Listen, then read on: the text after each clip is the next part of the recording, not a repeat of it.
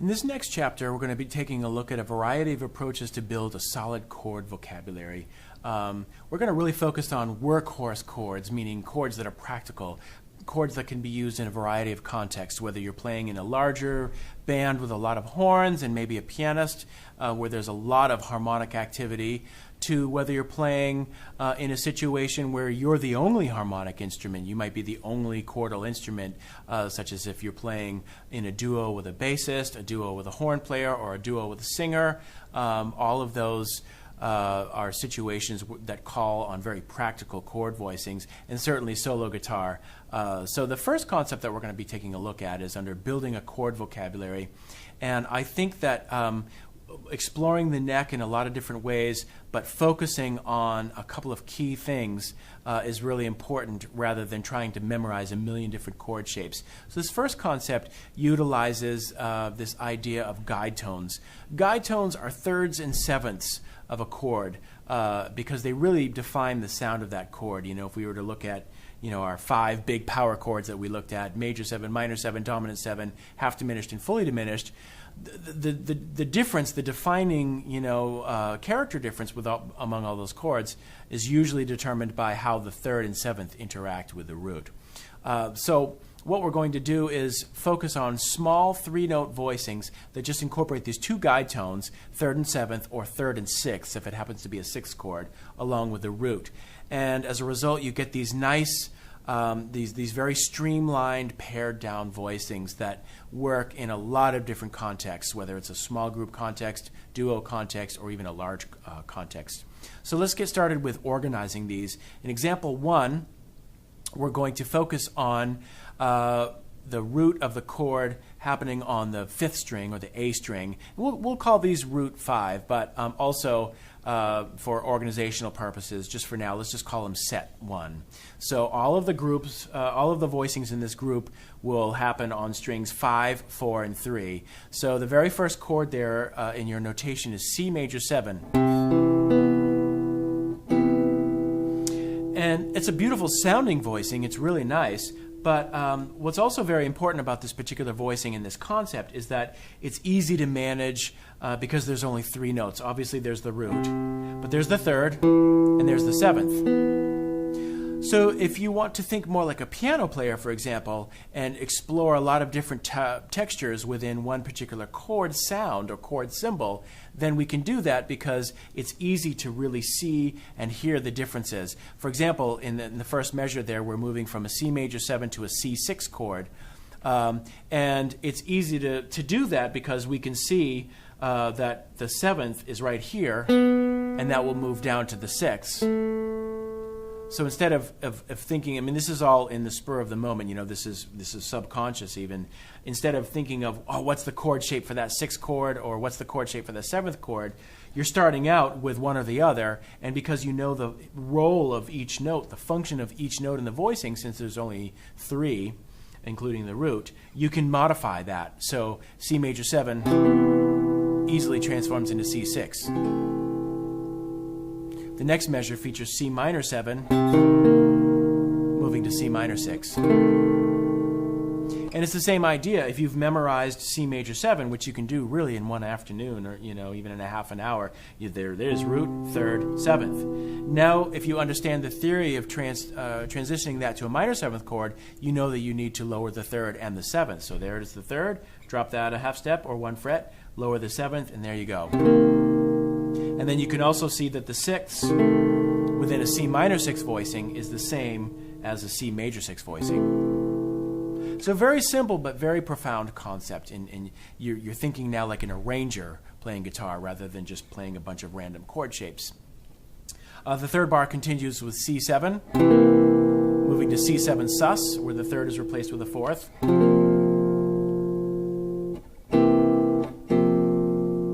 And then the last bar, we'll now add the 5th to the mix because with diminished triads, that flat 5 is an important note. So our half diminished chord will now be this. So we have low to high 1, flat 5, flat 7. And then fully diminished 7 will just be dropping down to a double flatted 7th or a 6. So again, example 1, all the chords are.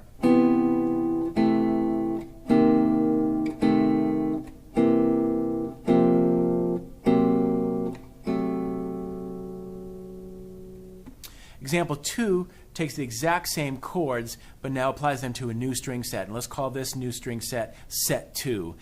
So we're going to be working through strings 6, 5, and 4. So here they are. They actually look exactly the same as the fingerings in example 1, set 1. Here is set 2, root 6.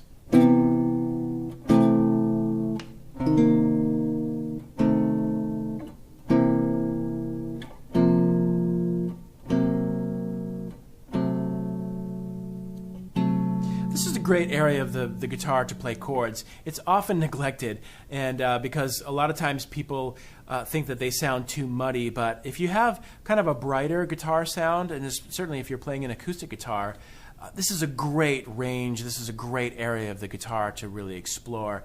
Whether you're playing a pick or with fingers, you can warm up that sound, but it's just very earthy playing down here.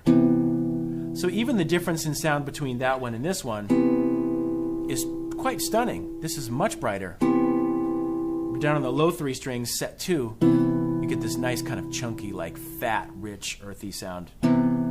All right, let's look at our third set. This one features a root on the 6th string, but now there's a little gap or a skip in the range, and we'll skip the 5th string and move up to our guide tones on strings 4 and 3. Let's call this set 3. This is example 3. So C major 7, C6, C minor 7, C minor 6, C7, C7 sus4, C minor 7 flat 5. We'll just use the same voicing as minor 7 because there's no 5th that we can grab on this string set. So we'll just omit that 5th. And the same thing with C diminished 7. It looks like a minor 6 voicing. And they are actually identical with the exception of the 5th between those two chords. So another way of thinking of these is just reversing the guide tones. And rather than playing them on the A and D strings, now you're playing them on the D and G strings. So in example 4, we can start practicing these, and there are a number of ways to practice and start to memorize these shapes. And it's very easy because a lot of them look and sound the same. So a way to start practicing these would be to move through a cycle. And a cycle is just a way of moving through two different notes or keys. So for example, a major scale moves in cycle 2 because it's always moving in half steps or whole steps or minor or major seconds. An arpeggio, for example, moves through cycle 3 because you're moving in thirds. So cycle 4 is moving through fourths, and a lot of chord progressions in jazz are based on a cycle 4 movement. So in example 4, we're taking one particular chord type, in this case, a major 7, and we're moving through all of the different keys or chords in the cycle. But what we're doing is crossing back and forth between sets 1 and 2. So here we go. Cycle 4, example 4.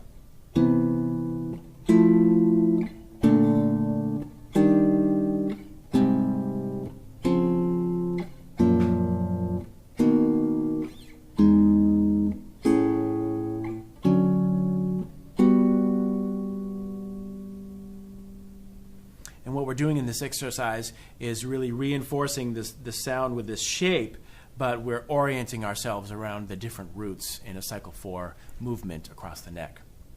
Example 5 does the exact same thing, but with minor 7th voicings. So starting off with a C minor 7, between these two sets, 1 and 2, we have.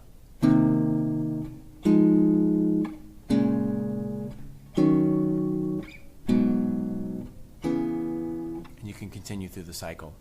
I think it's a great idea to practice this cycle 4 movement with one static chord with all of these different chord shapes that we checked out in the first example.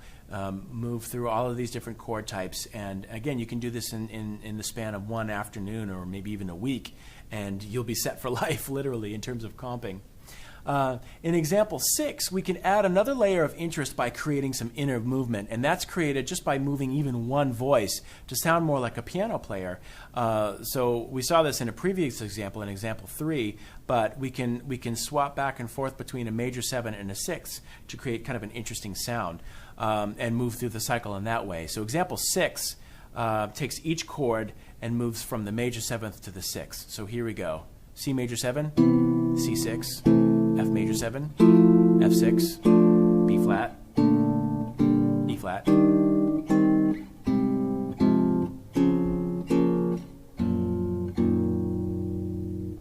Now with this example, the inner movement is happening on the top voice, but you can also explore inner movement with, or movement between the voices in other areas of the chord as well. So in example 7, we're moving the middle voice between C7 sus4 and C7, or any dominant sus, because the 4-3 movement is in the middle. So this is line movement using the middle voice. Here we go, example 7.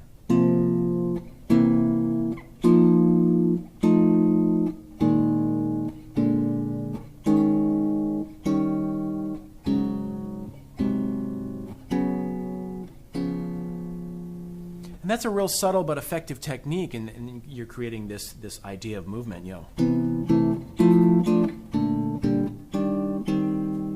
Maybe you'll even do a pattern, so that might be.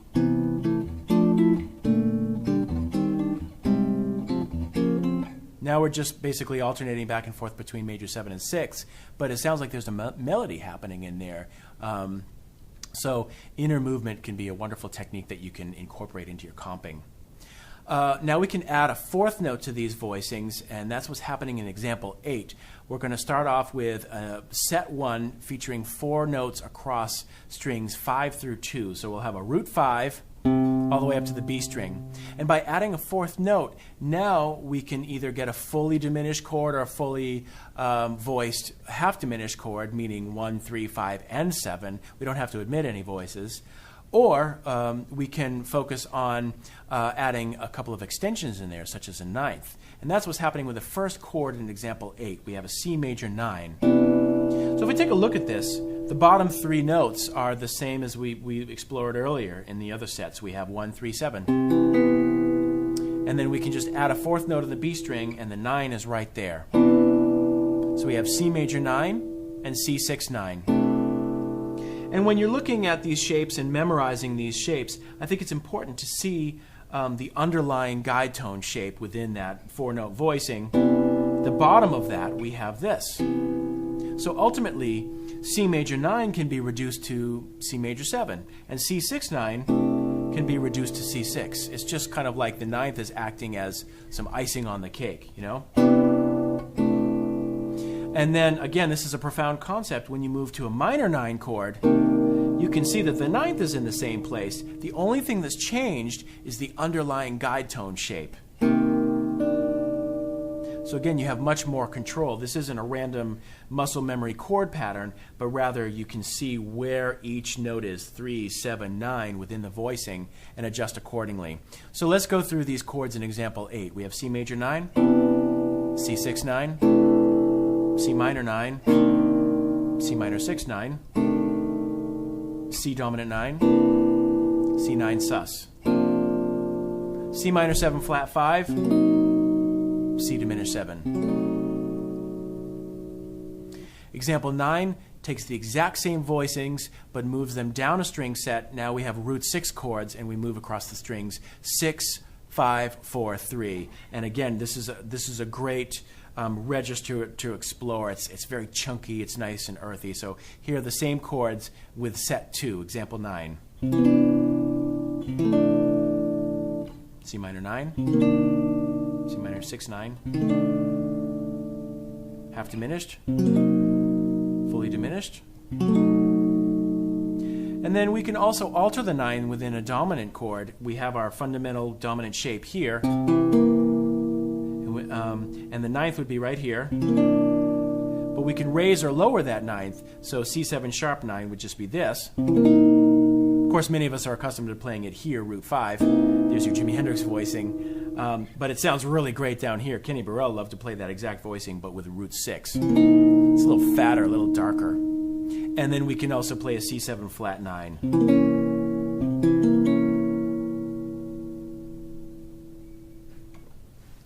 In example 10, now let's explore a third set of 4-part voicings or 4-note voicings. This, like our previous third set, would incorporate skipping a string, so a larger voicing with a little bit more air, a little bit more space in it. So with C major 7, we started out with set 3 with our 3-note voicings with this. Now we'll add a 4th note on the B string.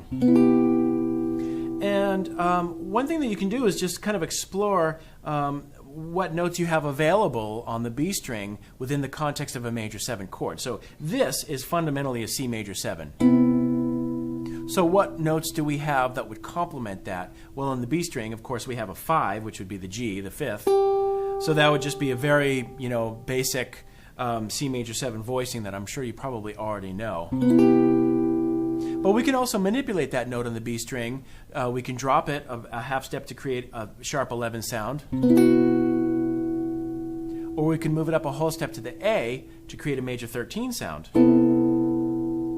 So again, when you're playing these, it's very important to look down at your hand and recognize the shape on the lower string set. So for example, one analogy that I make a lot is like a duplex, right? You've got a lower story and then an upper story. The upper story would be, the top floor would be your extensions, which basically don't affect the sound of the fundamental sound. They just color it in a way. So the first floor is always going to be C major 7 or minor 7 or dominant 7. But the top floor will be reserved for your color notes, your extensions, your 9s, 11s, 13s, altered 5ths. And that way you can really see this architecture start to emerge, and you can understand that all 3 of these chord shapes in example 10 in the first bar are basically variations on the same thing, which is C major 7. It's just on whether you want to decorate it with a 5, a sharp 11, or a flat 5, or a 13. The next bar features C minor voicings, C minor 7, C minor 11, C minor 13. And again, all 3 chords have this at the first floor, C minor 7. The third bar features dominant chords. We have C7, C11, that's a cool voicing, C13, and C13 sus. C minor 7 flat 5 and C diminished 7 in the next bar. Now we're playing the flat 5 on the B string as kind of a color note. And then finally, in the last bar, we have altered 5s over a dominant 7th chord. So we have C7 with a flat 5 here, and then a sharp 5.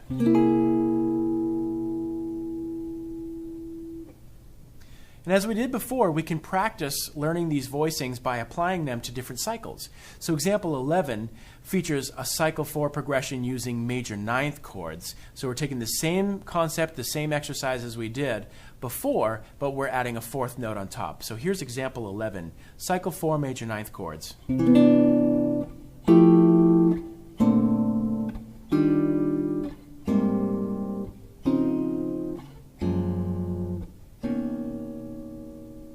And so on. Example 12 adds a little bit of motion on the B string. So we're alternating between major 7 sharp 11 voicings and major 9 voicings. And the notes that you have on the B string kind of alternate between those 2 extensions based on what the root is. So with C major 7, we have a sharp 11 here in the B string. And then for F major 7, this would now move, the B string note would move up to a G, which is the 9th. So what's nice is you've got this cycle 4 movement, but you have almost like a counterpoint on top with this ascending note. So you have sharp 11 to 9. So it sounds almost like a Stevie Wonder progression. You've got these different lines moving in different directions. So I think that my favorite type of comping is when there are lots of little melodies and counter melodies embedded within the comping instead of just always chunking out one voicing. So example 12 is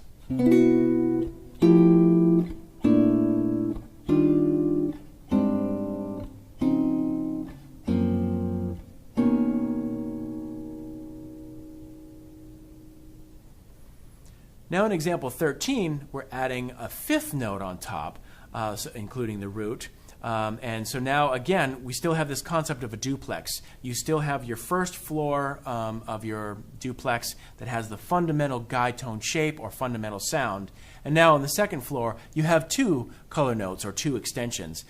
So with the very first chord here in example 13, we have a C major 7, but now we have two extensions, a ninth and then a sharp 11. Now we have a pretty complex chord. And then a C major 13. That's hard to play that one with the root in there, so just, if that's the case, just drop the root. C minor 11 with a 9 and 11. So again, we have the C minor 7 shape on the first floor, and you can see it, it's the bottom of your voicing, just like it would be the bottom of your duplex. And then a ninth, and then an 11. Put them together, we have this. C minor 13.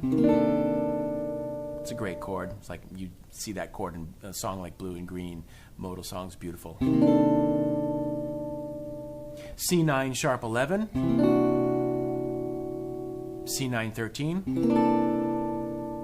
C9 sus 4. And C13 sus 4.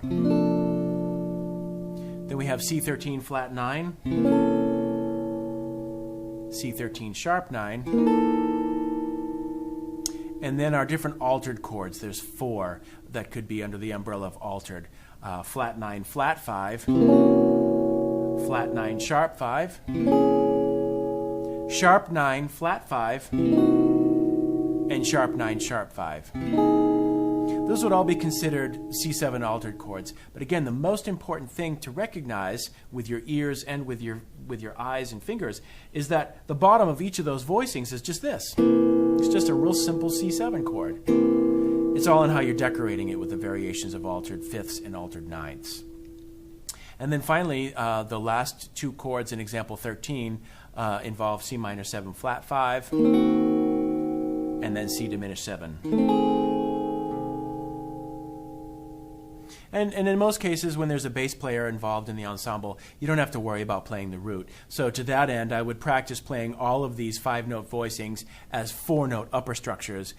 Practice them without playing the root of C, but still recognizing it as a C chord. So for example, the C major 9 sharp 11 would be this. And looking at that and hearing it and understanding it to be some sort of C chord. There it is. So the bass player would be playing that C, and you can just do this. Example 14 takes the same concept but utilizes a different set. This is a set 2, and it's basically the same voicings as set 1 in example 13, just slightly different fingerings because you're on a string set. So here we go, example 14. These are all variations of C major 7. C minor 7. C dominant 7. It's got a nice sharp 11 at the top. 13. C7 sus, C13 sus, C13 flat 9, C13 sharp 9.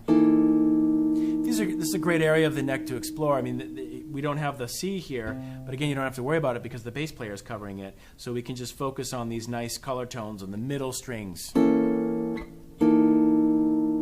And then of your altered variations. And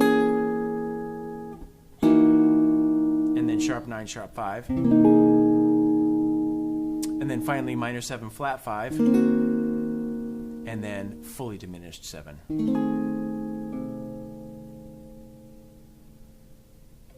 And lastly, we have our third set that incorporates a skip or a gap in the voicings. This would be set 3 with 2 additional extensions on top. In example 15, here we go, set 3. Now notice in some cases it's maybe easier for you, depending on your guitar and the size of your hands, to play with the thumb over the neck. That's fine, as long as it doesn't hurt. Or you can just use a bar.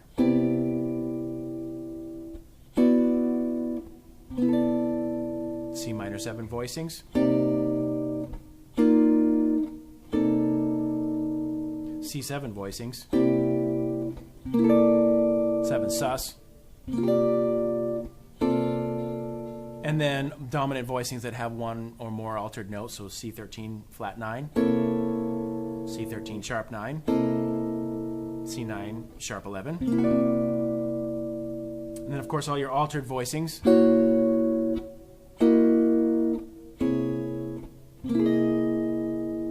And then minor 7 flat 5 with a 9 on top, or fully diminished.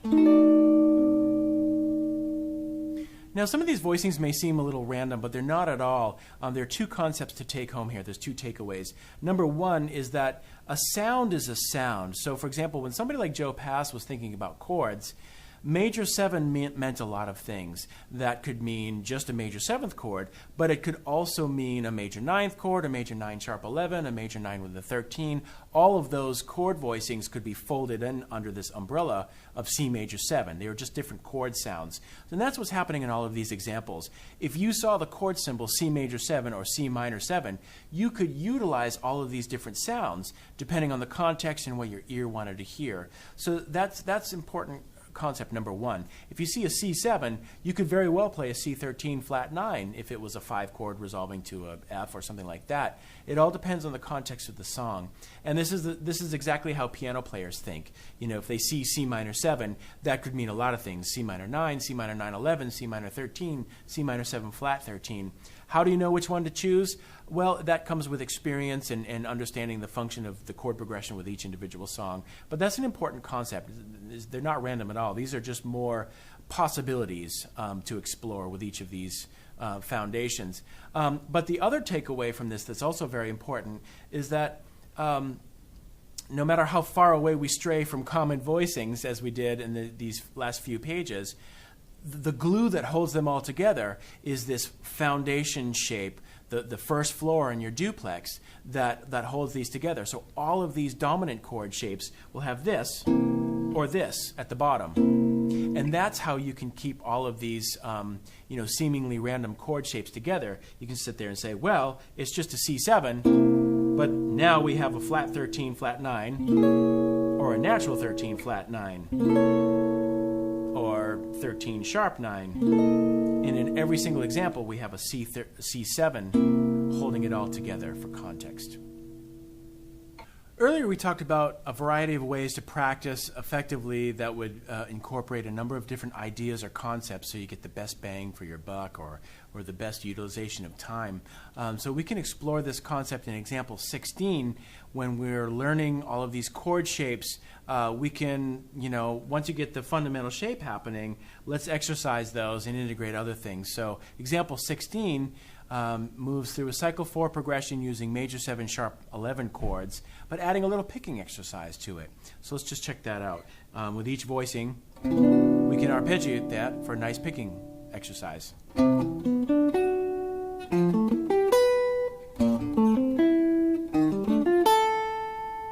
And this is really nice because not only will it reinforce the chord voicing, but it also gives you, both hands a nice technical workout.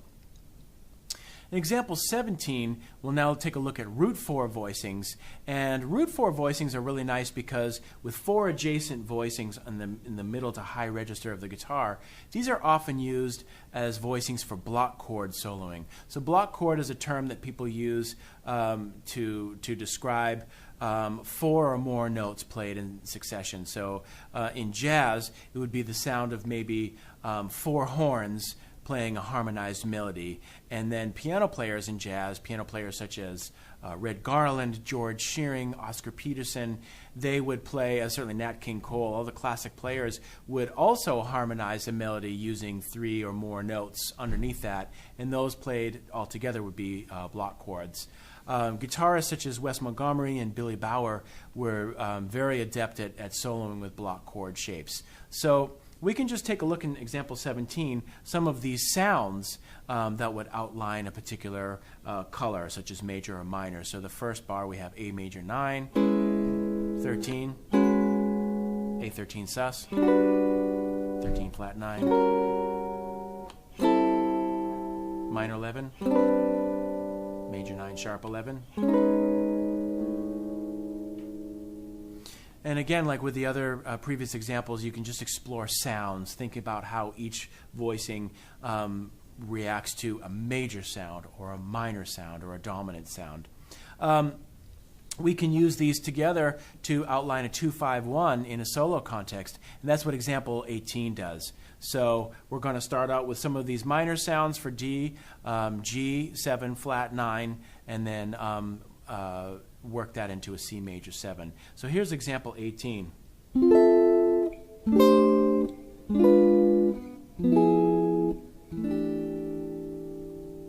So the melody that's being harmonized is this. And if we harmonize that with chord tones for each individual chord, D minor 7 and then G7 flat 9, we have this. 1,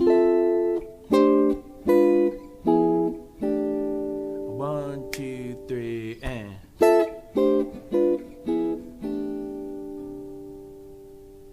And that's a nice way to work block chords into your solo vocabulary, which we'll explore in later chapters. Example 19A and example 19B integrate voice leading in the context of a 2-5-1 progression using these shapes. So now we're going to be mixing the shapes between the sets to follow the rules of voice leading, which again are to move from one chord to the next chord in the smoothest, most efficient manner possible, the least amount of movement within each chord tone. So example 19A is... And again, the bass player is going to be covering the root in most cases, unless there isn't a bassist on the gig. So it's good to practice these chord voicings with and without the root. So without the root, you have D minor 7, G7, C major 7, and C6. And you can even see how we're voice leading because the chords, you know, the notes with each chord voicing are either not moving at all or moving just in a half step. With a root.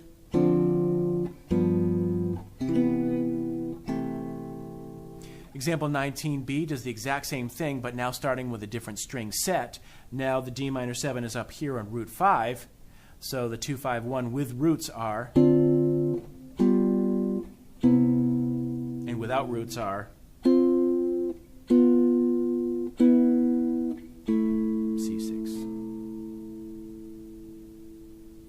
Now let's explore 2-5-1 progressions, adding a fourth note, just like we did with our other sets. Again, as we did before, the fourth note can be an extension. It can be a really important color note to add some nice, little sparkle and interest in the sound of a 2-5-1. So example 20A takes our basic guide tone shell voicings of 2-5-1, but adds a color note on top. So now we have D minor 9 to G13 to C major 9. So 28 together as.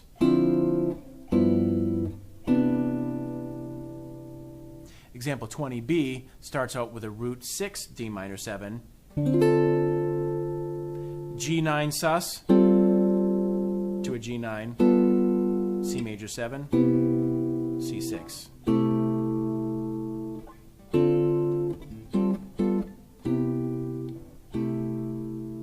We can also add some altered notes in there to create some chromatic movement or some tension and resolution. And that's happening in example 21A. We start off with a D minor 9, but then for the G7, we'll add a sharp 5. And that's something that needs to be resolved, which we can then resolve to. And that's really nice, too, because in the context of the guide tones voice leading, we have this nice chromatic motion and color on top with the extensions. Together, and with the roots.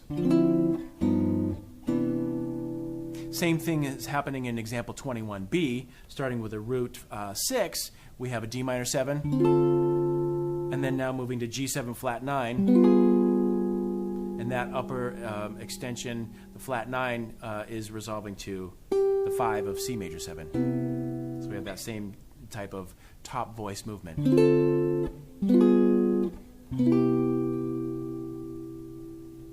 And it's helpful with all of these chord voicings to see them with and without the root. Example 22A illustrates these chords and these principles of voice leading without the root. So here's a D minor 9, G13, 7 sharp 5, C major 9, C6 9.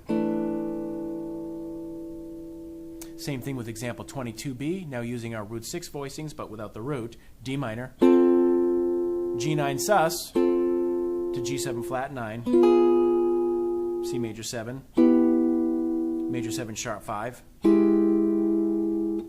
into a 6. So that could be a nice little color tone too. In the context of a major 7, you've got a little, tension and resolution, mini tension and resolution between the sharp 5 to the 6. So that together is.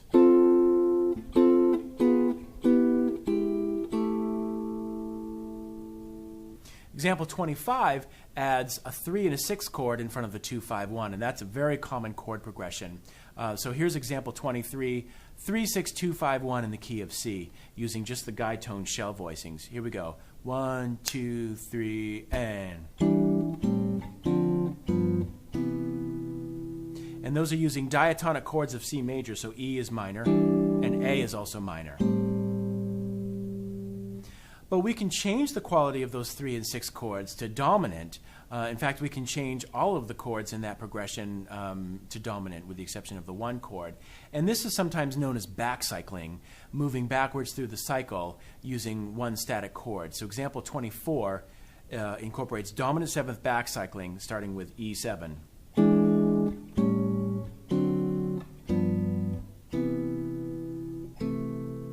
Almost has like more of a kind of a ragtime or an old-timey, early jazz type of sound to it. And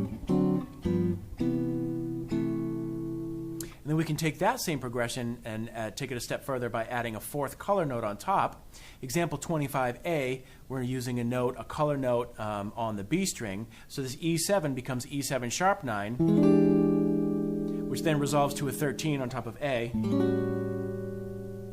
D7 sharp 9, G13. So we have this nice upper line moving down chromatically. In time.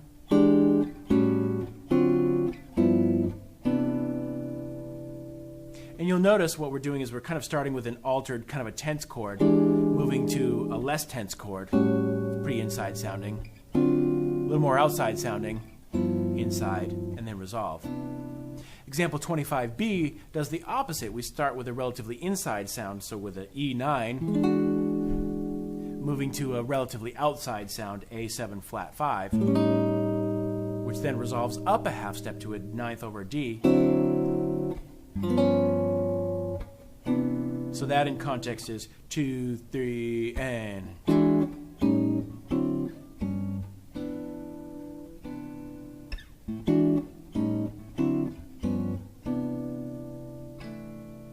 And you have a little movement within each chord voicing. Now we can elaborate on these concepts by adding what's called a chromatic approach, and this is very common to do in jazz.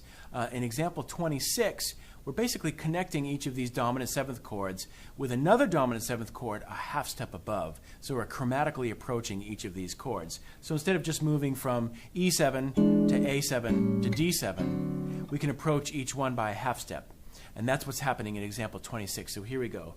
1, 2, 3, and.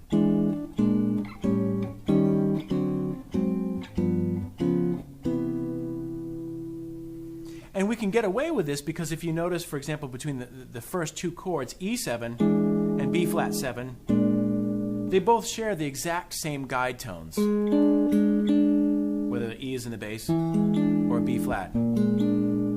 So they're very similar because they have the same bone structure, if you will. So they work really nicely to approach each one chromatically.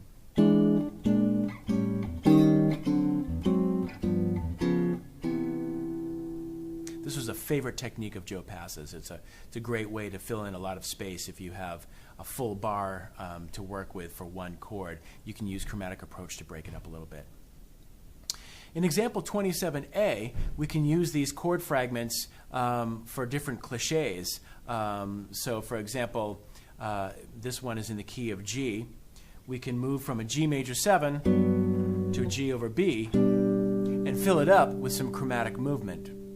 So A minor 7, B flat diminished 7 leading into the G over B.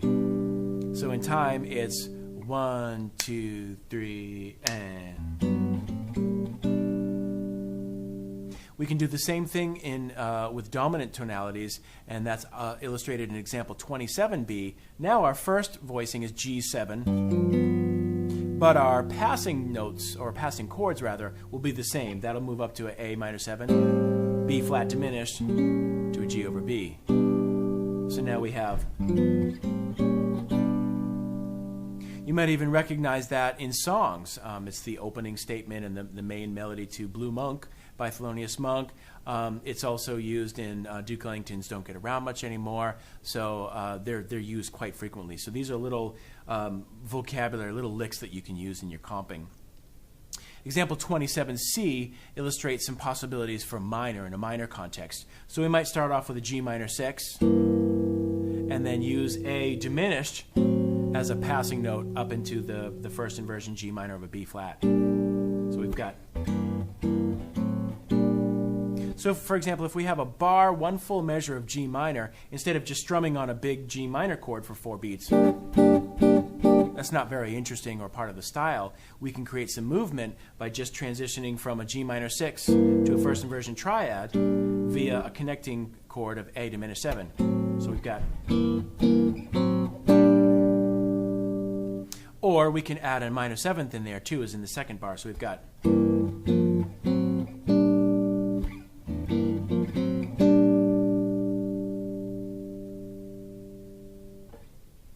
Now let's explore some different rhythms that we can use to comping. Of course, syncopation is a very important element, and swing, feel, and just making the music move is a very important factor in jazz, but also in your comping. So we really want to integrate some different rhythmic devices to make it sound interesting and keep the time swinging and feeling good. So examples 28, 29, and 30 offer some techniques that you can use to make your rhythm swing a little bit. And the two main concepts that we'll look at that will lead to syncopation are the concepts of anticipation and the concepts of delayed attack. So if you look at example 28, we have a 2-5-1 in C major 7, and if we play that without any syncopation, just as half notes, we have...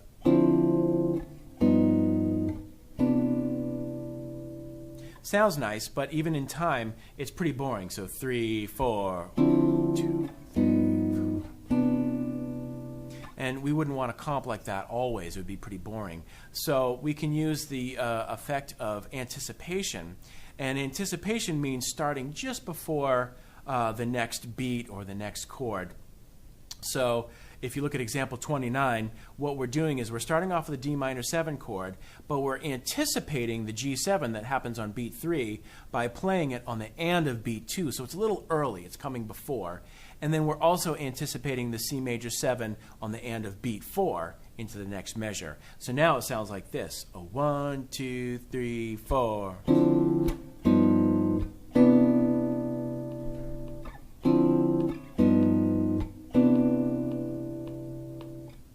Example 30 features delayed attack, which is the opposite. Now the attack is delayed usually by 1/8 note. So you see the D minor 7 chord is appearing on the and of 1, so it's just a little bit behind.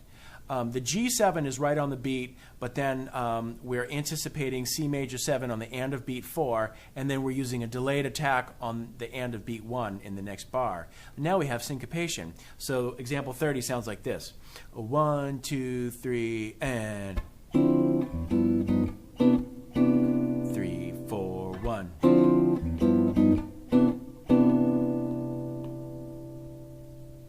If we combine these techniques of anticipation, delayed attack, along with just playing very simply and on the beat, now we have syncopation. And this is when things get really interesting. And you want to get to the point, you want to build up your rhythmic vocabulary so you can do this organically and intuitively. The best case scenario would be to be able to pull it out on the spot, like if you were reacting to a soloist. It's, instead of just playing these rote rhythms over and over again, if you're listening to the way that a soloist is playing and you're comping behind him or her, you want to be able to react. And the way to react in real time, instantly, in the moment, would be to have this immense vocabulary of chord voicings as well as rhythmic devices to use. So example 31 takes a look at some syncopation, an example of syncopation using anticipation and delayed attacks. So here we go. A 1, 2, 3, and 4.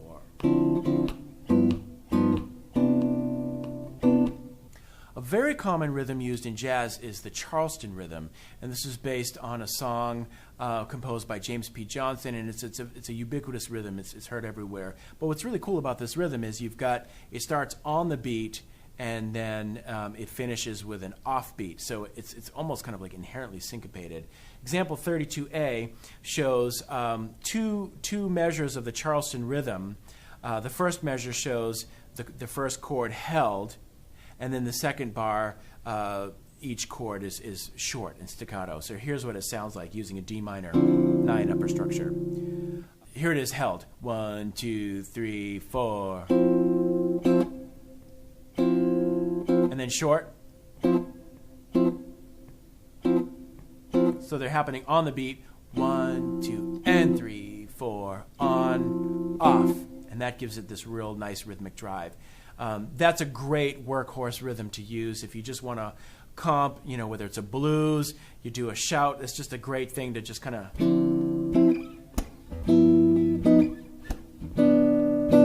over and over again. Of course, a variation, there's lots of variations, but a common variation on that rhythm is in example 32B, just adding 2 eighth notes on beat 1.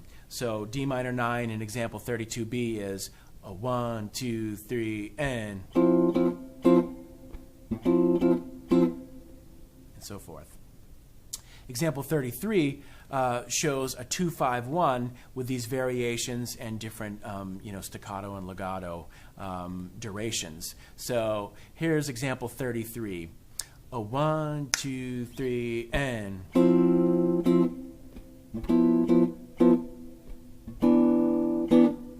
same thing, 2, 3, and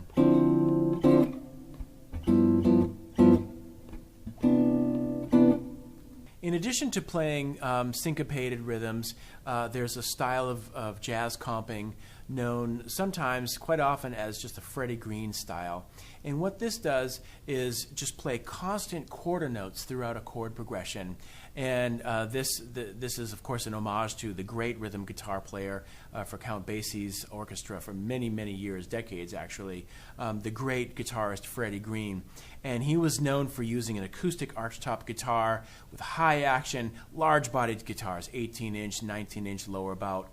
And he would cross his legs and he would just basically, attack the guitar.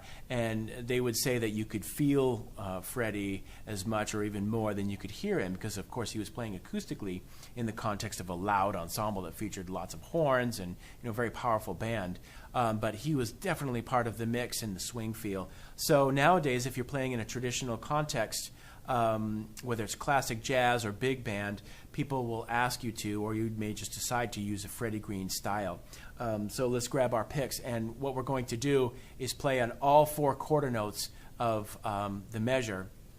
We can start off in example 34 by playing 2 different voicings for each chord change. So we've got 2 voicings for F minor 7, then B flat minor. So here's example 34 in time. A 1, 2, 3, and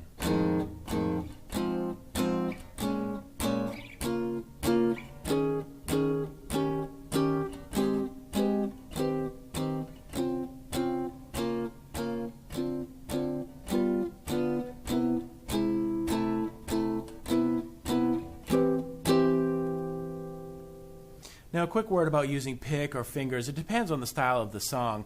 If you were playing in an acoustic context, then you can really, drive it home by using these voicings. This chord progression, by the way, is the first part of All the Things You Are. So if we were playing example 34 acoustically in tempo, it might sound something like this.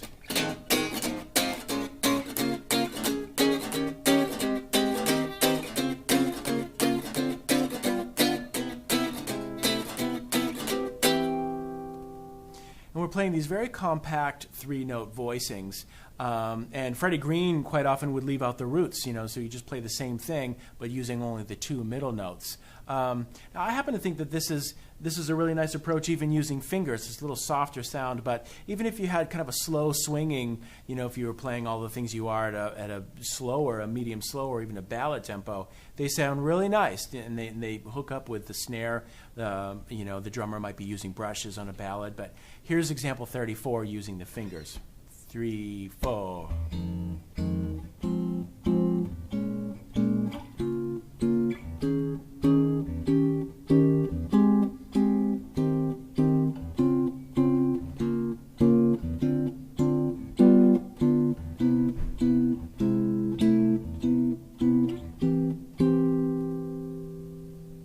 So there's a lot of different textural varieties that you can achieve, whether it's pick, whether you're playing acoustically or with an amp, or even fingers. Example 35 takes this to the next level by changing chords for every beat, and this is what Freddie Green was an expert at. So now we're going to include some passing chords that connect chromatically from one chord to the next. So I'll play it nice and slow. Here's example 35, also outlining the chords to all the things you are. Here we go. 1, 2, 3, and.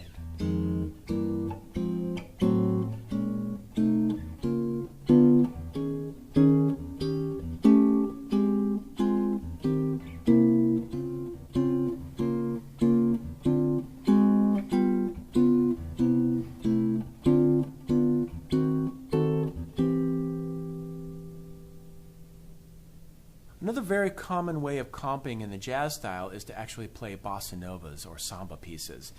So that's a rhythm and an approach that you definitely want to have in your repertoire. Bossa nova became a part of the standard jazz language in the late 50s, early 60s, and it was very, very popular throughout the 60s with the music of Antonio Carlos Jobim, Joao Gilberto, recordings featuring Stan Getz, and the music of Brazil is such a guitar-centric music. It's a wonderful thing to get into. Basically, these bossa nova patterns that we're going to take a look at in the next couple of examples are based on traditional samba rhythms. And in an interesting way, it's not that unlike Travis picking, if you're used to that, meaning the bass is going to always occur on beats 1 and 3 of the measure, and the thumb just sort of sets on autopilot while the fingers create the syncopation, and that's where bossa nova music really starts to groove. So if you take a look at example 36, what I recommend doing is maybe just singing the rhythms to yourself at first, or tapping them before you attack them with the hand. But the fingers of the picking hand are basically going to be divided into two sections. The thumb will be playing the bass, and then the fingers will be playing the chord tones, just as you would in a Travis style of picking. And then, of course, the chord tones, the upper structure of the chord, are on off beats. There's a lot of syncopation in here through the ties. So take a good look at the notation, figure out the rhythm, maybe clap it or sing it to yourself, and then play it on the guitar. Here's example 36, just with one F minor 9 chord. 1, 2, 3, and.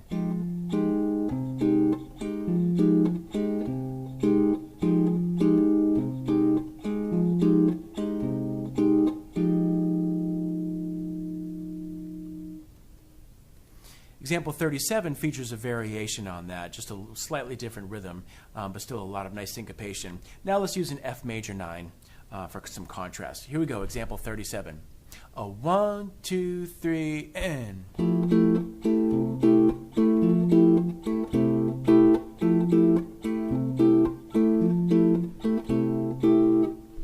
Now example 38 features this pattern in the context of a 2-5-1 progression.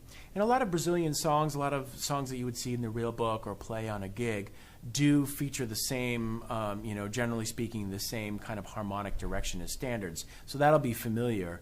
We're just going to apply a completely different rhythmic and comping pattern and time feel to this. You'll notice that the eighths are always played as straight eighths. They're not swing eighths at all. They're always going to be played straight, with the emphasis in the bass on the 1 and 3 of each measure, basically imitating the sound of the surdo drum in a samba street drumming. So here we go. Here's example 38. 1, 2, 3, and.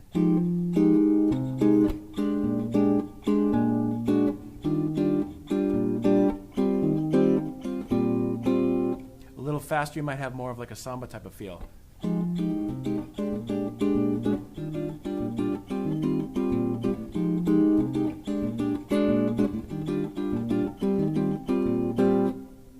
Another very common way of creating chord voicings for guitar players and pianists is using chordal voicings, meaning QU chordal, as in fourths. So voicings that are stacked in the interval of a fourth is called a quartal voicing.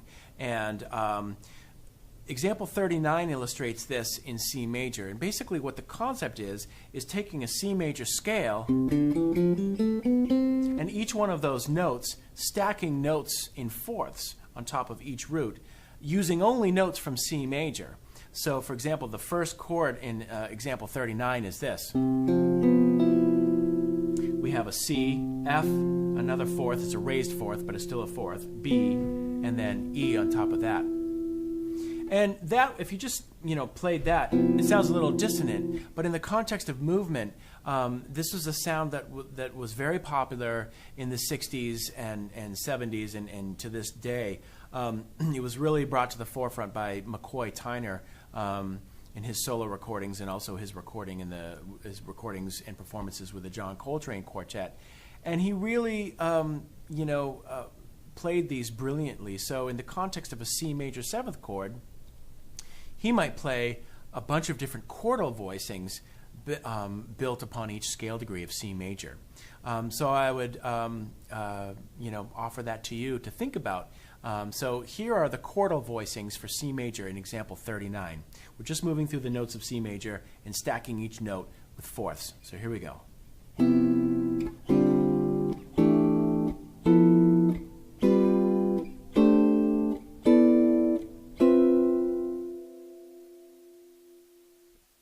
Example 40 now features stacked fourth voicings or chordal voicings for the notes of C Dorian. So these voicings would all work in the context of a C minor 7 chord. So again, if you see a C minor 7 on a real book chart or a chord, a lead sheet, any one of these voicings would sound great, especially if you need to move around a lot through the scale. So here's example 40 using the notes of C Dorian in fourths.